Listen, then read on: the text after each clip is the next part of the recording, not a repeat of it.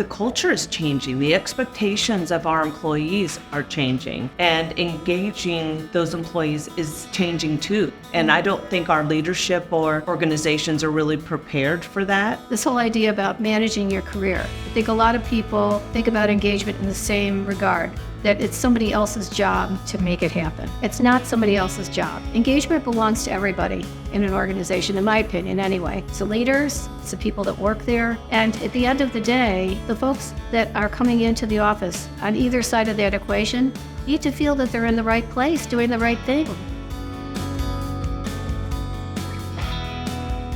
Welcome to the Make Minutes Matter podcast. I'm Karen Gilhooly, your host for today. With me is Karen Dixon, female entrepreneur, long career in financial services in the HR industry. We have a lot to talk about, so let's get in it. Welcome, Karen. Thank you. So good to see you. Thank you, Karen. You too. So there are a lot of things I want to talk to you about today. And in your field and with your experience, I think you have a lot to share with our audience about the changing workforce. But let's just start with the whole concept of engagement. You know, in this world where people are often ready to say that the heart and the soul of the organization sits with the employees, looking at the engagement levels, which show that less than a third of the people in the United States right now really love what they do, I'd have to say that if they're the heart of the company, that the company may be having some heart disease. So what would you say to that, just then general malaise of engagement, and any ideas or observations on what might be causing it? Well, this isn't new. Employee engagement has always been an issue for at least the last 50 years, because now it's being measured. Mm-hmm. So we have data that shows that it is a problem, or it's something that companies should focus on. So it's not new. But the culture is changing. The expectations of our employees are changing, and engaging those employees is changing too. And I don't think our leadership or organizations are really prepared for that, for what they are expecting. But it is still very important. From the clients that I coach, I hear that from employees. And it doesn't matter if you've been working for the company for 5 years, 10 years, most of them are less than that. But they're all saying, I just don't feel connected to my boss, to my manager, to the leadership. Mm-hmm. They're not inspiring me. So it is an issue. I don't know what the answer is. I don't think we have found that secret sauce yet, but it's a continuing problem. Yeah, and I do agree with you. And I think that in my conversations with leaders, it's an interesting thing, because engagement is something that I think everyone expects is there, and then they're shocked when it's not. And in fact, I can remember a conversation that I had with someone going back to the earlier part of this year. And we were talking about engagement, and he proceeded to tell me that there was not one problem. And I said, well, how do you know that? Going to your point of measuring, well, how do you know that? And he goes, I just know it. So you feel it. He goes, yes, I feel it. And I said, okay, well, you have no measurements, right? Yes. Well, does engagement belong to anyone here at your organization? Yes, it belongs to somebody else, somebody to the HR team. I just let that person deal with all of this stuff. And so I asked, I said, so that stuff that you're talking about, I said, how's your sales pipeline right now? And he goes, what do you mean? I said, how's your sales pipeline? Is it where you want it to be? He goes, well, no, it's not. And I said, okay, how about your customer satisfaction ratings? Where are those? Well, they're on the uptick. I said, they're on the uptick. Yeah. I said, would you see how engagement might play into any of that stuff? He didn't really have a good answer for that. So I think this whole idea about managing your career, I think a lot of people think about engagement in the same regard, that it's somebody else's job to make it happen. It's not somebody else's job. Engagement belongs to everybody in an organization, in my opinion anyway. It's the leaders, it's the people that work there, and at the end of the day, the folks that are coming into the office on either side of that equation need to feel that they're in the right place, doing the right thing. What do you think about that? Yeah, I agree. And it really is, for me, I think it starts at the leadership level. The owners should be the leaders, the people who make the decisions every day. And if they're not inspiring that next level down to be engaged with their employees or creating a culture of engagement, then it's not bleeding down to that employee that really is hungry for feeling connected to something at work.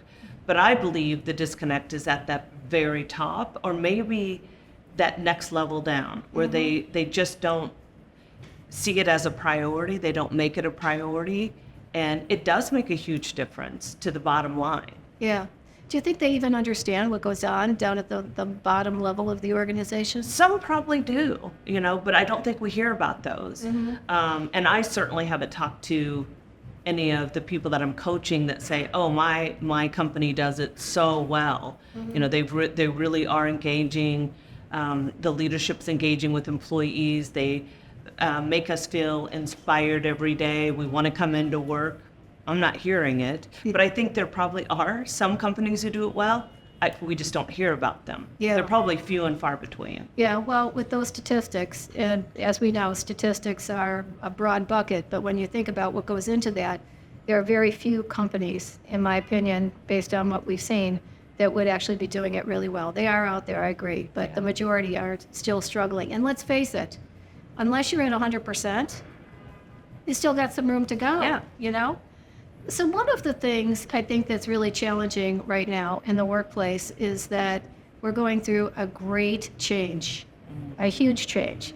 And I think there was a statistic that I read that starting 2 years ago, that over 10,000 people per day are leaving the workforce.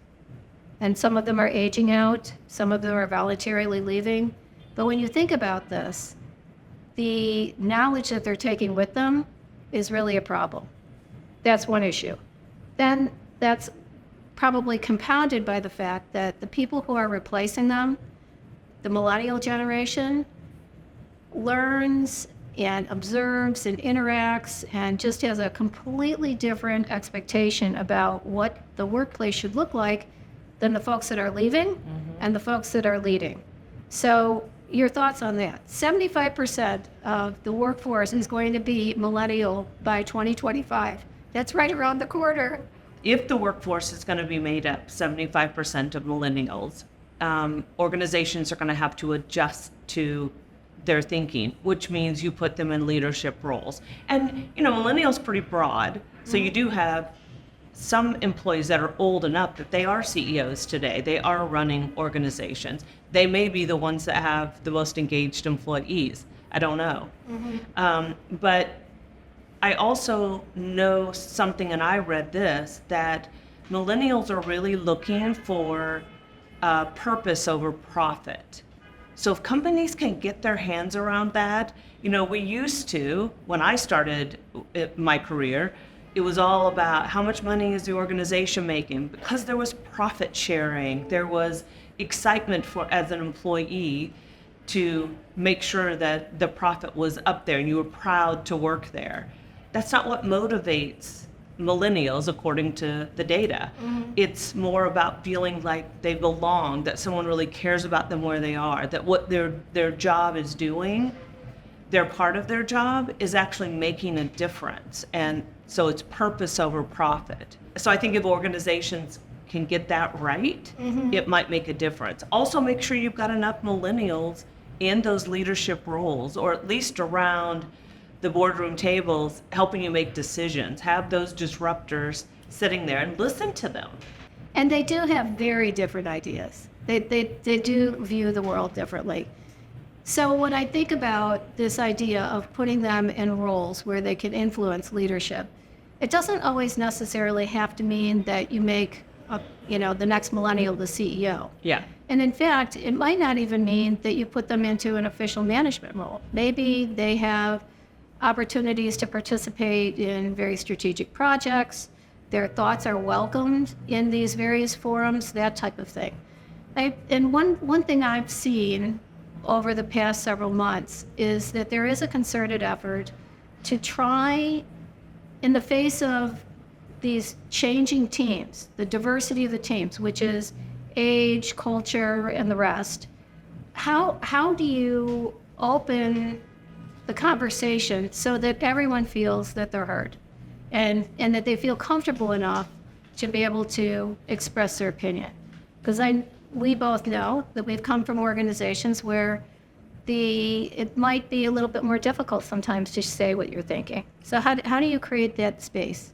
I think reverse mentoring has been proven that makes a difference in the knowledge sharing too. So your knowledge isn't just walking out the door. If you do some reverse mentoring, it makes the millennial or the younger, the newer employee feel like they're being heard, because you've got someone who has a lot of experience asking you questions like, how's your career going? Or what would you do differently? Doesn't mean they're going to implement everything, because it might be too out of the box.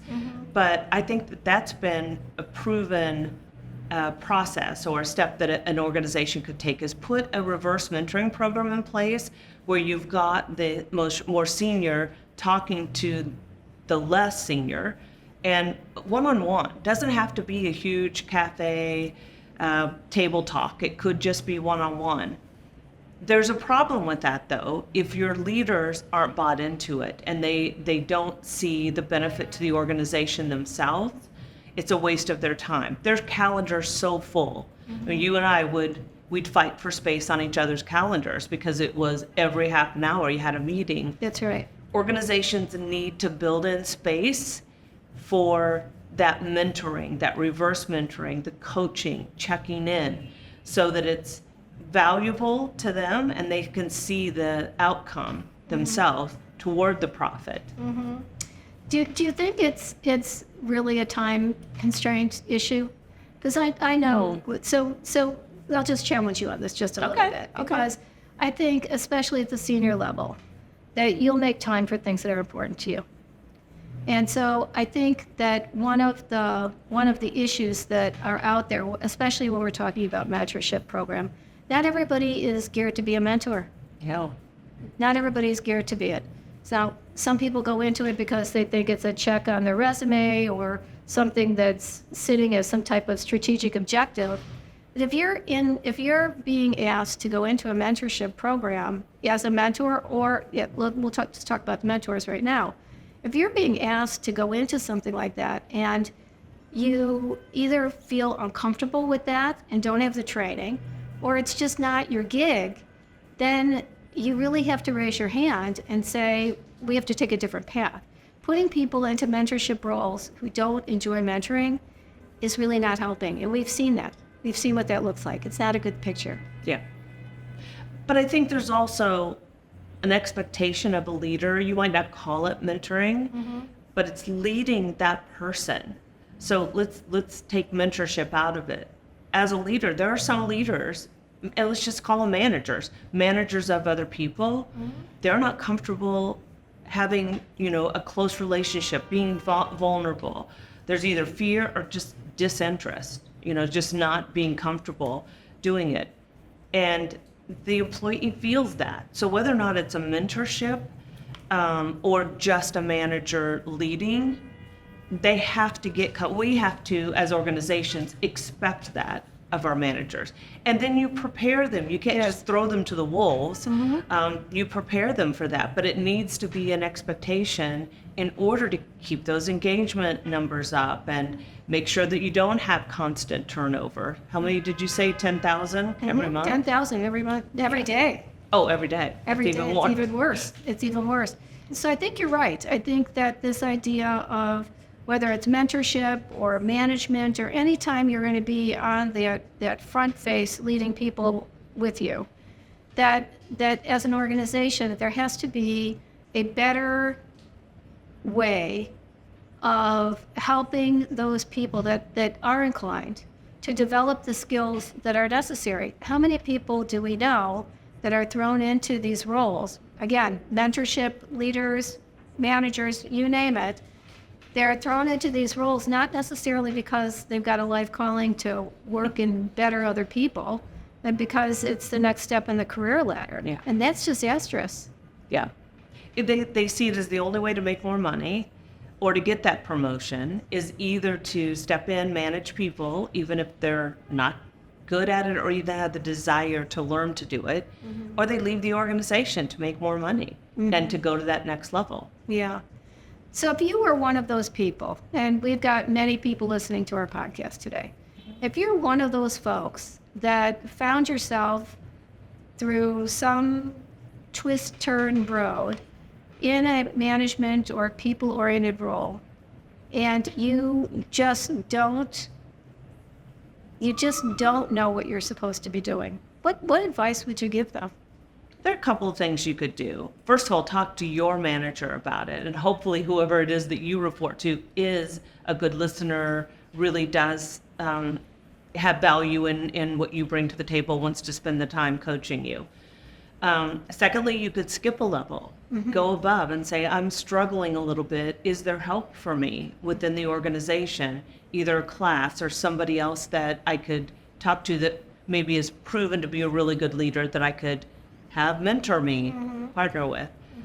Or you do a lateral change and you don't necessarily say, I want to take a step down, but I want to take a step sideways and just be an individual contributor, but I'm earning the salary. So please don't take away my salary. You know, I've earned it. I may not be managing people, but I want to stay with the organization. Otherwise, I'm going to leave. Yeah. You know, that's pretty drastic, but there's nothing wrong with making that lateral move. Just go sideways where you're going back to IC, where you don't have to manage people anymore, because you don't want to fail. No, nobody wants to fail, but yet when you're in a people-oriented role, that is the majority of your role. Yeah. You move out of being responsible for yourself to being responsible for a group of people, a larger team goal, and then it's your responsibility to affect that goal through other people. Yeah. So that means that everybody's got to get on the same page. Everybody needs to feel valued. Everybody needs to be in a place where they're using their best skills. And if you're someone that has not been exposed to some of the more recent management techniques, you're really going to struggle with that. And that's going to come across in the face of the team that you're managing. And I think that, in fact, is one of the reasons why we see the engagement level so low. I was going to say, it goes right back to the engagement. Yeah. I heard a story just the other day from a young man that I'm coaching, and he's 100% remote. And in fact, where he lives isn't even close to wherever their headquarters is. And he said, I'm just not inspired by my manager. I think I could be doing her job. Now, you and I have heard that before. We have. How did they get that job? I could do that job in my sleep. But he said if she does engage with them for their one-on-one, I mean, that's very common now. Managers are expected to have a one-on-one with their employees, and it's supposed to be a check-in, you know, how are you doing? And he said, ultimately, it always ends up being about her or about what's on my plate instead of anything to do with me personally or my career. And he said half the time her kids are running around in the background and the dog's barking and her husband's walking behind. He said, I just feel like I don't matter. Yeah, and not a priority. Yeah, not at all. And it's just not a professional way to run things. Hey, we're going to be a remote organizations now. We just are. Our work environment is going to be a remote. The cost of having a building with desks in it or where people come in, it's expensive. It's less expensive to have people at home. And I think we've proven you can do your work as effectively from home, but you also have to learn how to manage That's right. that from a remote location. So I think that equals engagement. He's not engaged. He started looking for another job, and I'm trying to talk him into just moving to a different department. But that company alone needs to find a way to increase the engagement. It's so easy. You know, when I talk to people, I'm like, it really is. It's just those minor tweaks you can make that make employees say, all right, I'm going to stay. Yeah. Let's see where this goes. This is a place that understands me. They get me. Yeah. I see myself. And they really care about me. Yes. That is such an important part. I agree with you. But you know, we're talking about this whole idea of feeling validated and connecting with people on both sides. So So let's talk a little bit about these one-on-ones because now for the audience, you should know that Karen has a very long, very celebrated career as an HR executive and has worked with a number of different scenarios. And she and I have worked together very closely. And so you know that probably next to onboarding, which is what we'll talk about next, the next most dreaded thing is the performance review. Oh, yeah. And people look at it as a chore, just like they look at the one-on-one check-ins or anything that somebody's forcing you to do. There's a natural resistance that takes place, I believe, that makes people want to go like this. So how can an organization change their paradigm? How can they create this new standard that says you should look forward to your one-on-one? You should lead into the one-on-one. That's your time. How do you set it up? How does an organization set it up so that the employee comes prepared to have a conversation and the manager understands what that conversation is supposed to be about? I see a lot of people running around saying you have to have one-on-one check-ins. You have to do this. But nobody's really explaining the what, the why, or the how. And that's a problem, in my opinion. I think if I had the answer to that, you and I could move to a different beach and and live there forever. But we also know that our organizations are changing. The employees' expectation is changing. So you have to be dynamic. You've got to change with that. But to change that so it's not a chore or that the employee's not. Here's the problem, and I'll speak from my own experience. I would prepare for my one-on-ones because I wanted to tell my boss what I was working on and what terrific thing happened to me the week before and what I'm worried about for the next week. And I've had lots of bosses over my career. But 99% of the time, I'd walk in with an agenda, send it ahead of time so that she or he would have time to look at it. And we never got to my topics. It was all about, there were fires, like they were interrupted. They're looking at their computer, they're looking at their phone, and they had something more important to talk to me about than my list. So I think if leaders, if managers of people could fix that and make sure that you make that about the employee, that one-on-one, because I was hungry for it when had been around a while. Yeah. And I don't know about you, but I think when you did have a one-on-one with your last time that you actually had to report to someone, you looked forward to it, you prepped, you wanted to talk about what you'd done well, and sometimes you had to hear from them what you didn't do well. But it was your 30 minutes. It was my time. Yes. It was my time. And I think that is something that's a message that we can send to the viewership here, is that as an employee, that is your time. The organization has recognized it. It's officially condoned. Now, how you actually translate that from this officially sanctioned spot on somebody's calendar to something that both people actually feel good about, that's the trick. And I think that's what you're talking about here, is that, in a sea where people are being distracted by fire drills and other competing priorities and all of that, how do you create that kind of safe space where this is protected? There's one person that's worked for me for a long time, a long time. And this individual, a high performer, very high. And he made it his priority that I was going to meet with him every week. Every single week, he held me accountable. So come hell or high water, if I had something come up that I had to move, no problem. When can I get this next slot? I mean, there was never a week that went by that I didn't have 30 minutes with this fellow. And what's funny is that at the end of the conversation, it wasn't just for him, it was also for me. Yeah.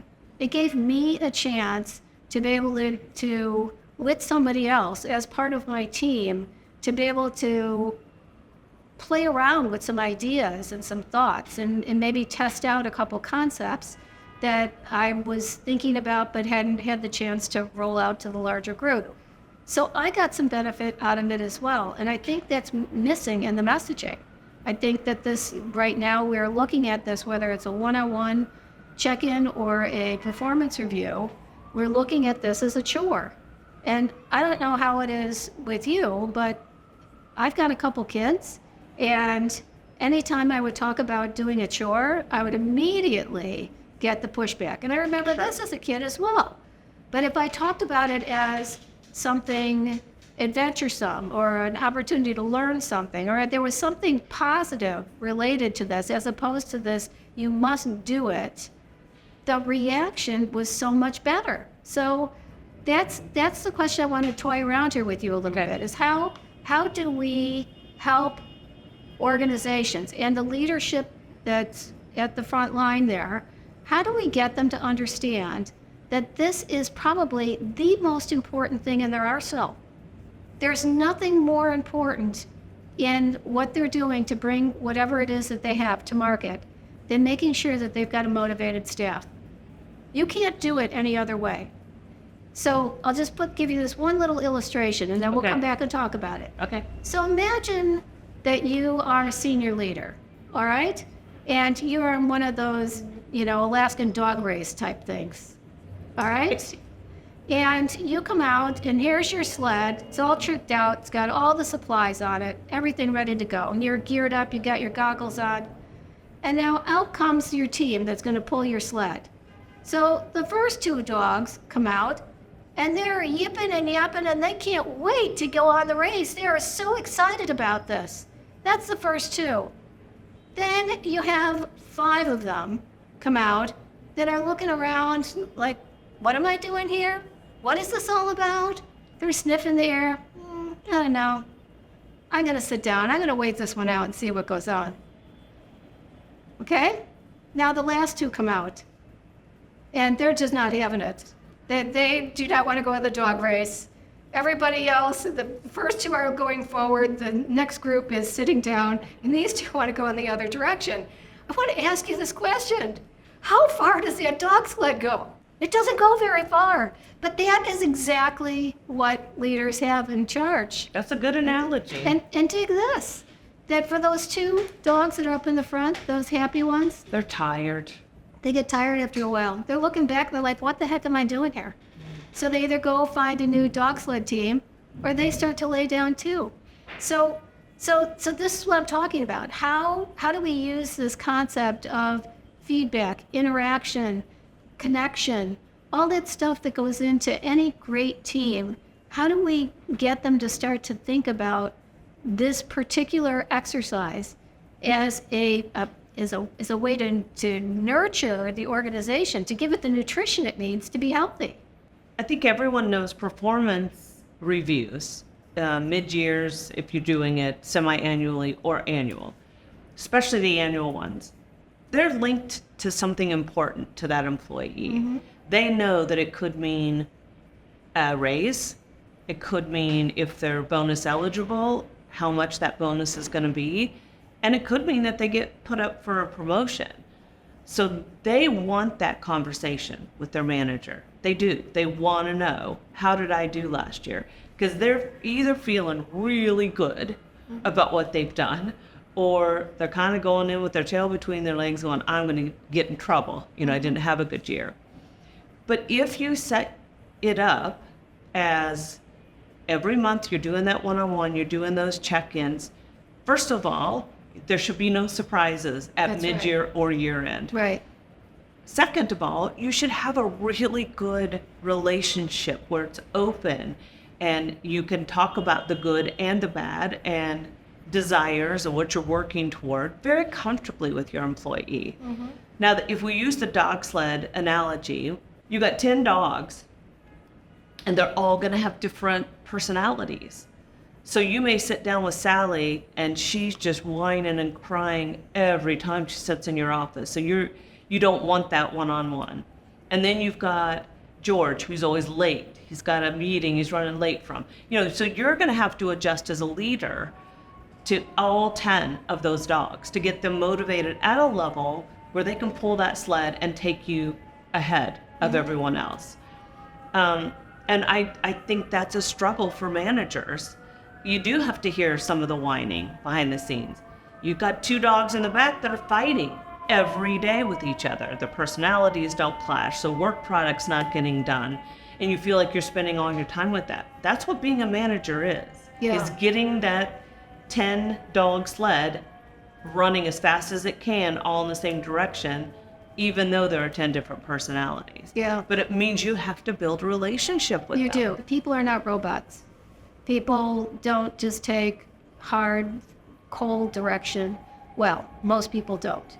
And so making that connection between you, the employee, and what the employee brings to the table, and how their very special skill set ties in with the task at hand, there's no greater beautiful discussion to be had. But yet it's not happening. It's just not. And I think there's a couple reasons for that. I mean, we talked about this safe space type of proposition. So I think one of the challenges that we have, managers are not skilled or comfortable in sharing constructive feedback. I think that is something that we don't spend enough time training people, helping them, coaching them, role-playing it. We don't do enough of that. Because if people actually felt confident in being able to deliver this kind of news to someone, I think it would be a game changer. Yeah. And for the recipient of that, to understand the dynamics of both sides of the conversation, I guess. Both sides are apprehensive walking in. But what the employee doesn't know is that the manager is probably 10 times more emotional than they are in this type of a conversation. But yet there's no slack given, and as a result, nobody has the conversation. They avoid it, they dance around it. But the problems, if they're not addressed, don't go away by themselves, do they?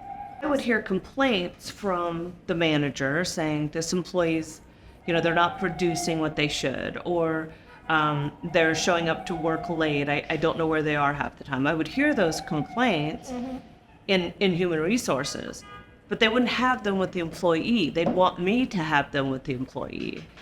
So maybe one way to do it, if you aren't comfortable having, because most people are comfortable having the good conversations, the positive. Let me tell you what you're doing well. That's an easy one. That's an easy But one. when it comes to, don't think you're the right person for this role, have your data. Why? Because they're going to ask you. They're going to be hurt. They're going to be shocked, think they're being fired, and that's not necessarily the outcome. But go practice it with somebody. If you are, and like you said, managers are just as emotional, if not more, because they have to give the bad news. Yes. But go practice it with somebody. Go sit with your HR partner if you have that and say, I'm having this conversation. Don't expect you to do it. Am I saying the right things? Here's what I'm expected to do. You can chat GPT it now. There's AI available that can help you too as a manager. But it must be done. Yes. Like you said. The words have to come out of the mouth.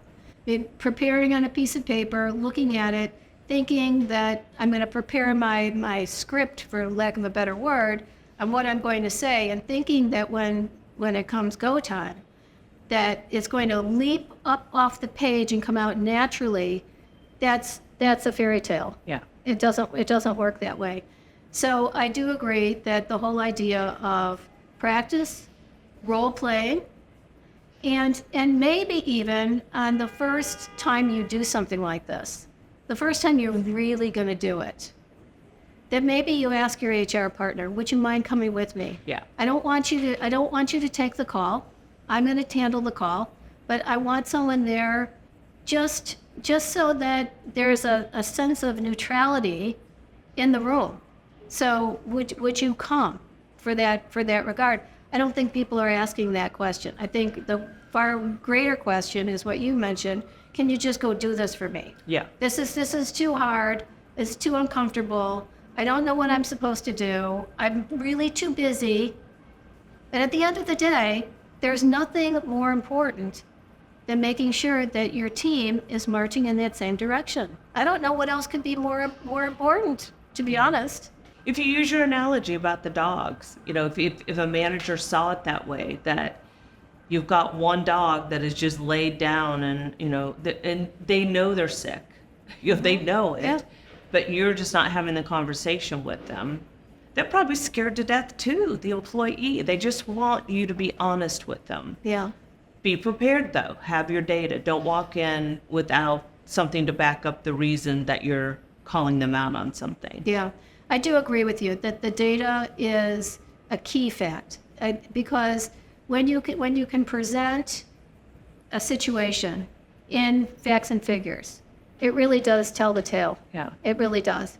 And once you have that baseline, then all of a sudden you can start to talk about, well, what do we do about this? Yeah. So if it's so woeful, the first question should be, do you even like your job? I can't tell you the number of conversations I've had with people who are in that circumstance, and they say, I don't like this job. Okay, well, then maybe we either have to figure out what to do to make this job more fun and exciting and purposeful, going back to what we said before. Yeah. Or do you need to find a different job and I can help you? I mean, this at the end of the day, my philosophy, and I know this sounds a little crazy, but I think you would join me on this one. I actually do believe that everyone should be working at a job that they love.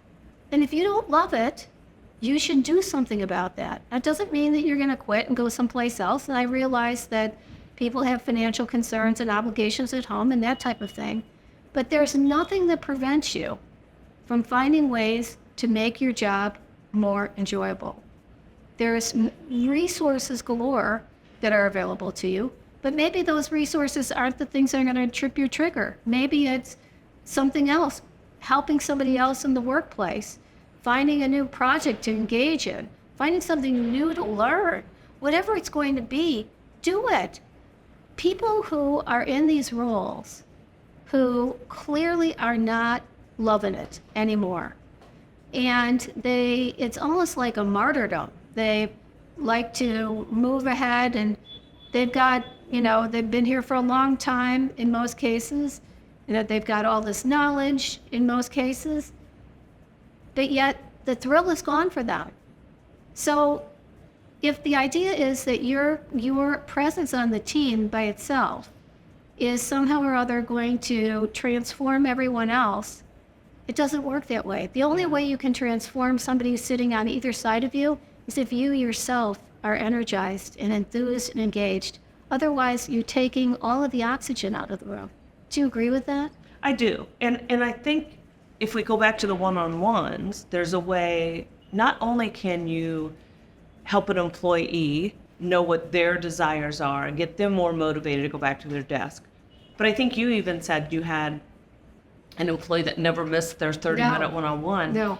And at times, he would leave and you would discover, I really needed that 30 minutes with him today. Yes. So as an employee, if you can show up and not just come to your one-on-one ready to dump on your manager with all your woes, be aware your manager's a person too, and they may have had a really bad day, or they may be having a bad week. And yes, this is your 30 minutes, but you can manage up and just check in on them. Yeah. And you can read them. If you've got a good relationship with them, you can read to know if something's wrong. Yeah. And if they are distracted, just say, I can tell you're distracted. Is there something I can help you with? Yeah. There's nothing wrong with that. That helps to build that vulnerability in a Yeah, relationship. the trust. Yeah. The trust. That is the ultimate grease in any organization that makes it move, is this idea of trust. I think the idea of vulnerability, I think the idea of appreciation, this respect for one another, all of these things are qualities and hallmarks of a high-performance environment. But yet, it's easy to talk about. Sometimes it's really hard to do. Yep. It's really, really tough. So I just wanted to go back to this mentoring thing for just 1 second, because I think it's really an important point. Okay. And so let's say that we have a mentor who is actually in the game. Okay, so the organization's thought enough about this program to make sure that they've got communication skills, facilitation skills, the ability to handle conflict, all of the things that you might need in order to be a great mentor. Now we have the mentee. So the mentee comes in, and I cannot tell you the number of times where I've been in this circumstance where the mentee will show up at my office, on the phone, on a Zoom call, wherever they're appearing. And immediately, as the mentor, I get a chance to hear about the entire laundry list of problems. And at the end of the discussion, which usually lasts anywhere between 5 to 10 minutes, there's a pause. The mentee sits back in the chair, folds their arm, and says, "So what should I do about it?" That is not a mentoring conversation.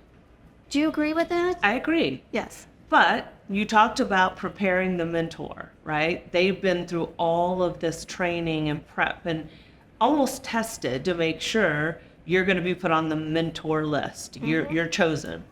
The mentee needs to be prepared too. That's right. This is what you go in for. These are the kinds of questions. Usually your mentors are highly sought after. If they really are a mentor that's on the list, you've got 10 people wanting to get their time. Yes. So I think we have to train the mentees too. What is mentoring? What should you go in with? Being prepared, but with wisdom questions, not necessarily solve my problems at work. I hate my boss. I don't like my manager. I hate what I do. That's not a mentor's. That's your manager. Unfortunately, that's your manager's job. The job of a mentor is to say, I have a lot of experience and use me for that. Are you thinking about changing jobs? Are you thinking about moving departments? Are you thinking about doing a lateral move? A mentor, confidentially, can give you some guidance based on their experience. And that's what it's about. It's about tapping into that experience with a circumstance, a situation that sits with the employee that the experience of the mentor might be able to shed some light, create an idea, spark innovation. It doesn't mean that the mentor is not going to participate in talking about the problem, but if this is a dump and run, so I'm going to come dump my problems and then expect you to solve all of them, and then I'm going to be very put out if you don't do that, that's wrong. So one of the things, the techniques I started doing, and maybe you'll agree with this, I hope you will anyway, is that at the beginning of any mentor-mentee relationship that I might have, whether I was on either side of the table, to be honest, I would set the ground rules. Say, so how are we going to do this? What is it? Why are we doing this? How are we going to meet? What do you expect? How can we help each other? That was the first conversation that we had. And I knew right away, based on the person's reaction to that conversation, whether that was going to be a really good fit for me. Because if, let's say it was a subordinate situation where I was mentoring somebody below me, if they couldn't wrap their head around this, then it probably wasn't going to, I probably was not the mentor for them. If I was in the subordinate position and the person I was talking to freaked out about what I was saying, well, then that probably wasn't the right person for me to be talking to either. So I guess this whole idea of having enough confidence and courage to be able to lay that out, I think that's something that's missing today. And I think that really needs to be restored, don't you? I think it might be good to have it be the mentee that goes in with that. Yeah. So if we're just, spitballing here, I think if you have the mentee, they have the responsibility. They're asking for some very valuable time from this person. And they need to come in with, here's what I'd like to get out of mentoring. Here's why I selected you. I've got a list of my goals for the next year. Can you help me walk through these? If they don't come prepared for that, or they don't have that connection immediately that this is the right, because then the mentor should be able to say, yeah, you know what? I know somebody else that might be better for you. Don't know if they're in the mentor program, but I really see that responsibility to be the mentee's responsibility. Yeah. They're the ones that are borrowing the time and the wisdom from the mentor. There is an individual that we both knew here in North America. Okay. Great big fellow. Yep. Who did an awful lot of mentoring in his life. And he really helped me understand what this should look like. Because up until that point, and I'd been mentoring people probably for a good 20 years, and he said, you're wasting your time. You're doing this wrong. You're not getting anything out of this. They're not getting anything out of this. They need to come prepared.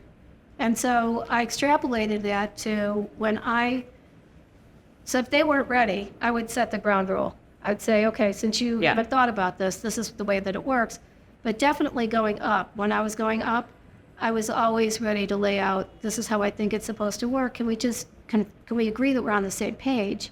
Because if that doesn't work, then all bets are really off. It's kind of silly, to be honest. Did you ever have a really good mentor? Oh, yes. I've had several of them. The most special relationship.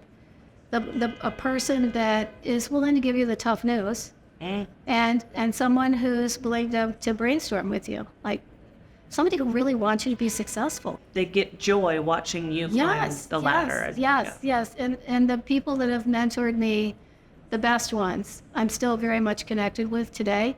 And they've been such a big part of my life. It's not just been mentorship in the workplace. It's been mentorship in life space. Yeah. And it's really made a difference. So I think that, in our conversation here, we're talking about engagement and how we get those levels up to where they need to be and get the dog sled moving in the right place. I definitely think that this whole idea of constructive conversation, whether that's coming through this mentorship relationship or whether it's through the conversations between the employee and the manager, I think that if that could be an area of focus, not just lip service, but actual focus, I think we'd see some really big improvement. I do too. Yeah.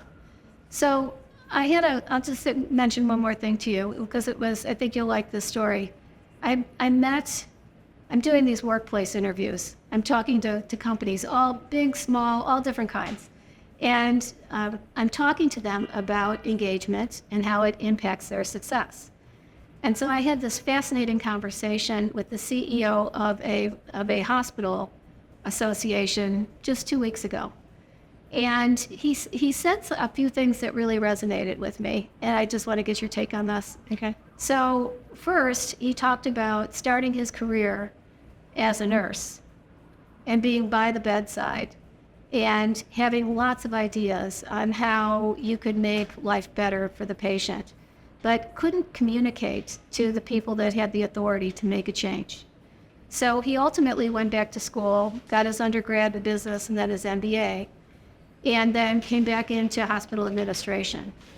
And so he made it his life's work to create an environment where people really felt engaged in the workplace.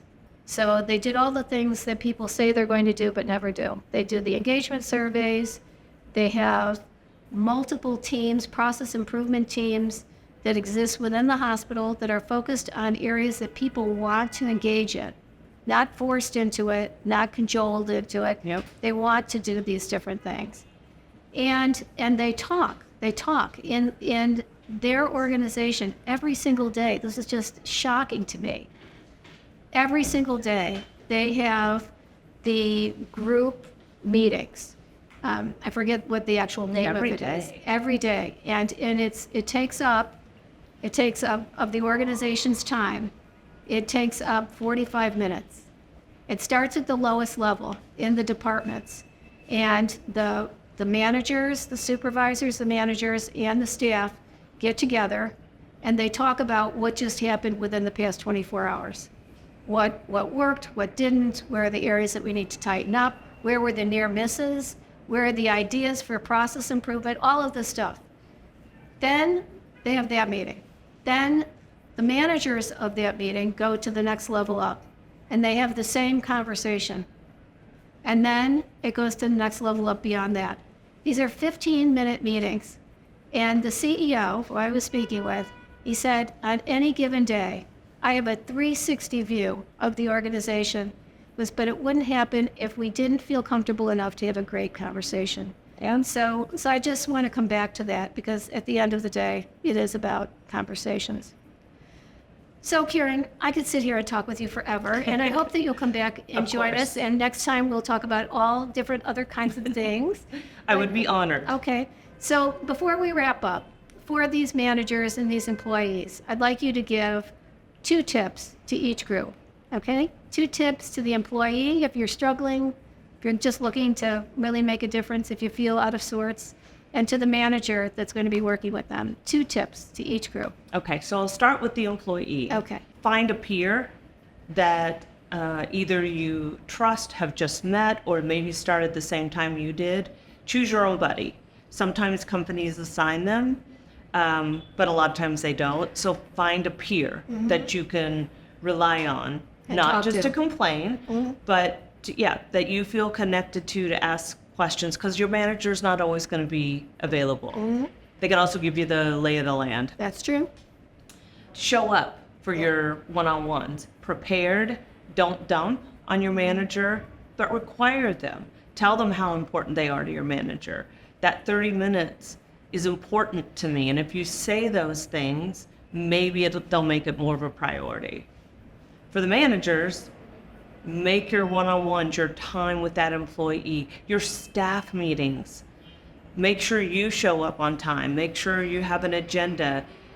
Do something that brings out a more personal side of yourself, but also allows that space for your employees to get to know each other on a more personal level.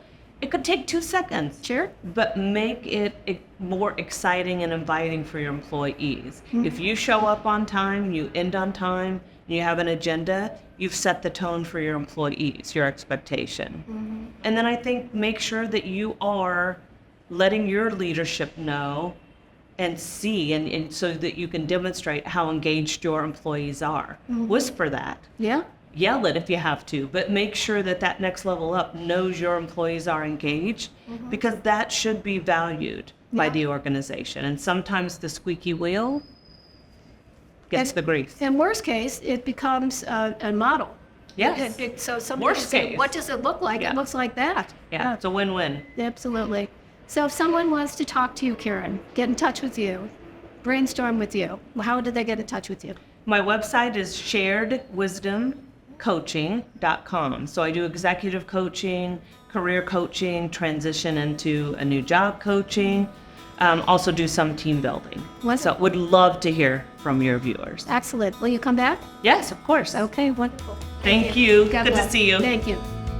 Thank you so much for listening to today's episode of Make Minutes Matter.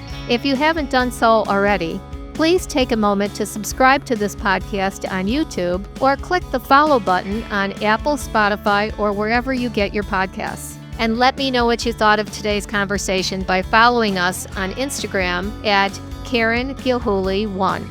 That's Karen, Karen, Gilhooly, Gilhooly, and the number 1. Let's make every moment in your career truly matter. Have a great day.